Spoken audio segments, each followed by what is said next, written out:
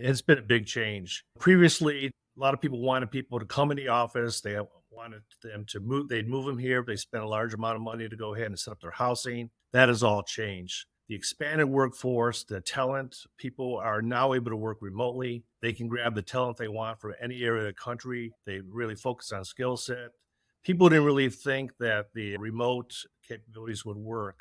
The pandemic kind of forced us into those realizations that it can work, and the talent pool opened up quite extensively, and some good things that happened there. Also, virtualization. All the interviews before were in the office. People wanted them to come in and they had to be in front of people, went to meet a large group of people. Now, quite a few of all the first interviews and even the interviews are remote. They can do it virtually. Virtual has been the precedent that are being used right now for a lot of interviews. If they're in town, then they will bring them in for in-house interviews, probably the last interview, but most of it's virtual. What changed a whole lot also is the salaries. The salary demand went up extensive, really high because the demand for the market, the number of people in supply to demand.